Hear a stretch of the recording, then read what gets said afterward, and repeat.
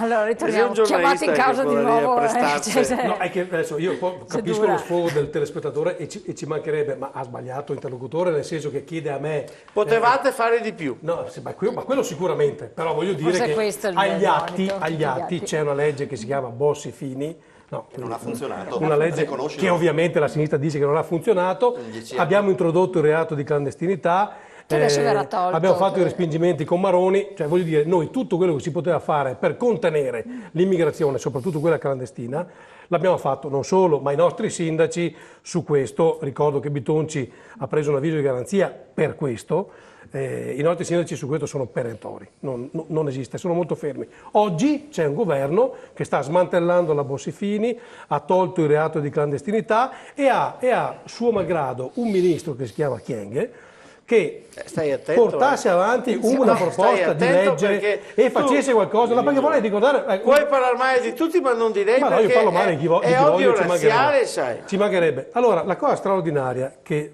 tanto per dare l'esempio della pochezza amministrativa di questo ministro, cioè, allora, fanno vedere queste scene, per carità, discutibili, giù a Lampedusa, dove ci sono questi centri, fanno le disinfestazioni, scene che abbiamo visto tutti, no? E tutti a gridare allo scandalo. Cioè, ma chi è sia il governo? No, non ho capito. Allora, se al governo c'è la Lega e ci fossero state quelle immagini, la colpa sarebbe stata del ministro leghista. Oggi che c'è un centro-sinistra con un centro-destra che governa, fanno vedere delle immagini pietose e è colpa di chi sia? Di Bossi-Fini. Ma scusa, sarà colpa tua che ti amministri il paese o no? Le condizioni in cui vivono, oggi la Kyenge dice, perché poi ha fatto proclami, evidentemente non è abituata a lavorare, poi lo fa. Oggi dice che ci sono situazioni di promiscuità inaccettabili. Oh, c'è il ministro, svegliati! Chi è che deve fare? Boh, mi vicepresidente della provincia di Padova a togliere via la promiscuità. Ecco, questo è il panorama che abbiamo oggi in Italia. Piccola battuta. Da un vecchio comunista, sentirmi dire che la grande rivoluzione, e quando sento rivoluzione, sinistra, mi immagino Che Guevara, il toscano, la foresta. No, Era un coiba, non un toscano. No, il sigaro di Che Guevara, immagino questo scenario duro, crudo, non come il libro Cuore da Sicilia del Padrino Prima, sentire che la rivoluzione è già città metropolitana. Lo hanno capito tutti. Ma dove sei? Ma dove sei andai a finire? Questi qua, ma dove sei andai a finire? Ma questi sono i comunisti, ma Piero, ma sacrame, ma Piero, comunista, rivoluzione, la città Ma voi metropolitana. ragionate in maniera Ma sai che ideologica. competenza Te appartenevi al Partito Comunista L'Unione Europea ha già ideologica. stabilito Sì, sì. quali sono Che le Guevara, priorità tra il povero Che 2014 e il 2020. città metropolitane. Siamo... Vabbè, E quando ha fino a 100 Pedro in stabilito Kashmir, con solo che questi, grossa parte avuto- di risorse La metropoli tra Verona e Vicenza. andranno. No, quale Verona Vicenza? Io sono perché Verona vada con la Lombardia, Alle con città Brescia e lì metropolitane, purtroppo sì. la sua prospettiva sono le aree metropolitane, dobbiamo superare le province, ma io dico analogamente dobbiamo superare il concetto di regioni. Sì, ma fa il comunista, che Piero, no? Città rappresentano un metropolitana. tappo. Ma è PD, Noi non è più dobbiamo comunista adesso. ricostruire un modello che si fonda sul rapporto diretto tra amministratore e amministrato. Voi mi proponete la Regione Veneto. La Regione Veneto, Venezia, è distante per un cittadino di Verona tanto quanto lo è Roma. Anzi, forse arriva prima a Roma con il sistema di trasporti. Stai arrivando, Funziona no? meglio andare a Roma che non il sistema del trasporto pubblico Certo, perché- No, con ma 39 Sì, no, aziende ma che finché avete, Fico, sì, che avete foraggiato in questi anni. No, hai forzato Allora, te. Ma sono il bisogna... presidente del tuo No, partito, no, io no, non no. sono presidente di dentro. Ma di cosa stai Tra parlando? Venezia, veneziani, Ma se padovani, Padova è eccetera. l'unica. Hai mesi del PD dentro lì, adesso non dire avete foraggiato. A Verona! A Io sto Verona! parlando di A Venezia, Verona! Venezia e Padova. C'è Ma gente del stiamo PD. fondendo perché- Valde Gamberi, perché- no, ma chi chi- glielo ha marcato? Stiamo o no fondendo le due Venezia, aziende, Padova, quella del ma no, comune adesso vedete, e della noi provincia? avete foraggiato, Certo. noi puritani, Abbiamo dipende uno- dal sistema che Stiamo voi parlando di altre Guarda, cose. su questo, Lascia, guarda non Stefano, diva- tante Ma guarda cose, che io- ma su guarda questo che non io- te la Guardate che- permetto. allora, perché- fermila, Se Stefano. c'era un governo che ha detto che non si può fare due aziende, farne tre, l'ho sempre detto da anni io. E sono d'accordo Infatti con a Verona te. c'erano tre. Sono d'accordo. A Hanno Verona fatto- ce n'erano sono tre. d'accordo. Ma non è che le ma province sono fino state così. Non è che- capiscono più abbiamo niente. Non è che noi. le altre province siano migliori nella situazione. A Padova, Fermo no, là. ti informo su questo, perché è giusto La dare gente da casa non l'informazione giusta. capisce più niente perché veramente sta... Allora, a Padova c'era un'azienda che si chiamava APS. Prima si è fusa con Acegas, l'ha fatto il centrodestra, oggi si è fusa con ERA. È un'unica azienda, sono oltre 300 comuni governati da un'unica azienda, vuol dire un unico presidente, un unico consiglio di Chiaro, amministrazione. perfetto, telefono. Abbiamo eliminato 10 aziende satellite, vuol dire 40 posti di consiglio di amministrazione E il comune di Padova, cioè i cittadini del comune di Padova, hanno ricevuto 4 milioni di dividendo in più rispetto a quella che era la società prima. Perfetto. Allora, tutto ti permetto, ma non su questa cosa Chiarissimo, qua. un attimo che c'è una Venezia. telefonata. Un attimo c'è una Venezia. Pronto? Adesso stiamo fondendo le Aspetta, aziende del fermola. trasporto. Pronto? Pronto? Sì, buonasera, da dove chiama? Buonasera, chiamo qua dalla provincia di Padova, dal Basso Padovano. Dica. Niente, adesso devo vedere, scusate Paolo il Veneto perché mi sono un Veneto. Sì, sì, dica. L'Italia è bella ma non risponde più alle nostre esigenze, gli italiani sono sempre stati i lavoratori. Mi viene da ridere a vedere questa serie di politici che se le danno di santa ragione come qua negli ultimi anni, no? Che fanno solo una battaglia fra di loro, no? Non se lo voglio mettere sulla testa questa gente qua, che gli italiani sono sempre stati, i lavoratori sono sempre stati dei grandi lavoratori. Loro stanno litigando fra loro, tutti parlo qua, parlo a Roma, parlo in regione, in provincia, in comuni, continuano e non stanno facendo niente per portarci fuori dal casino dove ci hanno portato loro.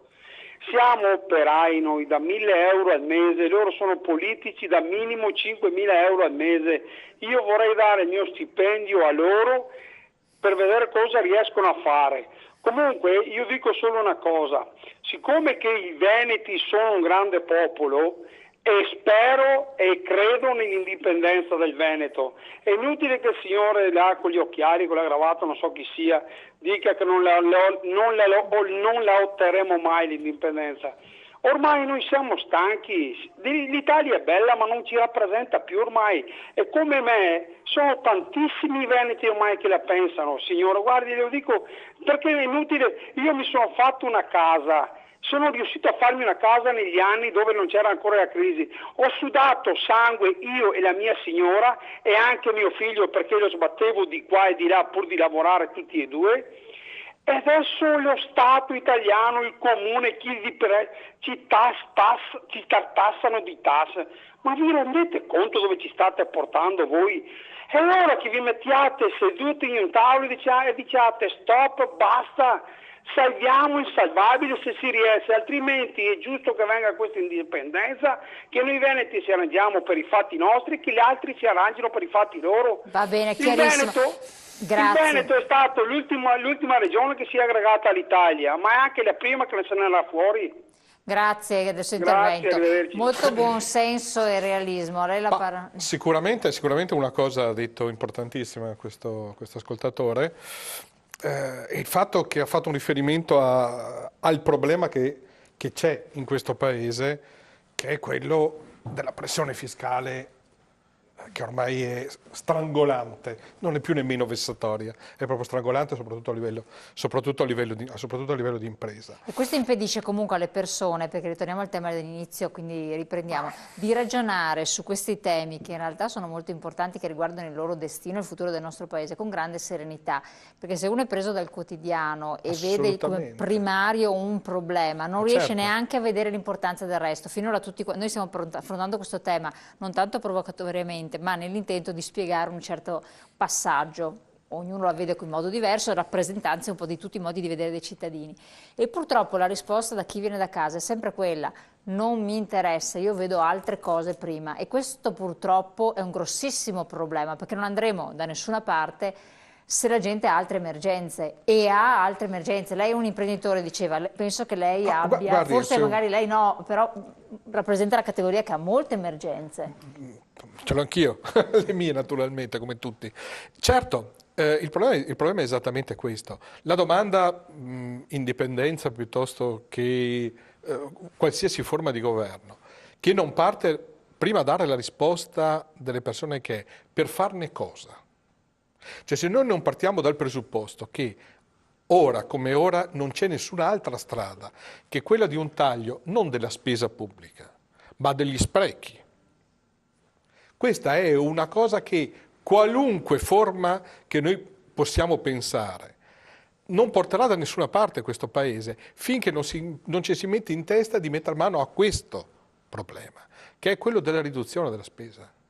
Perché la riduzione della spesa, che invece, anche parlando di europei, visto che uno dei temi era anche l'Europa, tutti parlano dicendo dobbiamo battere i pugni per permetterci di sforare il 3%. del rapporto debito-PIL. Perché il 3%? Per farne cosa? Per fare ulteriore spesa pubblica? Questo è il problema, perché siamo sempre lì. Per esempio per ridurre il costo del lavoro, le tasse sul lavoro. Certo, ma allora prima io faccio... siamo al 2,7, quindi si potrebbe andare almeno fino al 3. Prima io faccio i compiti a casa, e questa è l'esperienza di tutti i paesi. Sì, certo. Incomincio veramente a fare delle riforme del lavoro. Certo. Il caso Electrolux ce lo insegna. Certo. Allora, lì ci troviamo di fronte in questo momento a un litigio tra... devo togliere una parte di costo del lavoro perché è insostenibile rispetto alle produzioni in Polonia. Tutti stanno facendo gli esempi, se lo guardate sui giornali eccetera, sul netto della busta paga di questi operai, che passerebbe a seconda dei casi 1.400-700, bravo. No, tolgono un 8%, adesso l'ultima sarà quella, quindi 150 euro. Esattamente, ma nessuno in questo ragionamento ha detto, bene, gli operai fanno sforzi, l'Electrolux fa sforzi, e lo Stato che sforzo sta facendo? Cioè, la Regione Friuli ha messo sul piatto la regione Friuli, il Veneto nulla di nulla. La Regione Friuli non lo so, dico quello che il discorso è: vogliamo incominciare a pensarlo seriamente a questo tipo di cose, perché questo è il problema. Io voglio dire, del governo Letta tante belle parole, ma finora sul taglio, calma piatta. Sul taglio, ripeto, non della spesa, perché quando si parla di noi in Italia ci danno dei turboliberali, no? Quelli che vogliono tagliare cartelli lungo le strade del Veneto con scritto 50% di detrazioni fiscali per l'acquisto di mobili. Questo è stato uno dei problemi. È un governo provvisorio. 65% per le ristrutturazioni, 19% sui libri. È un governo provvisorio che fa della propria provvisorietà anche la propria ragione d'essere. Diventa definitivo. Esattamente, è sempre estremamente lunga.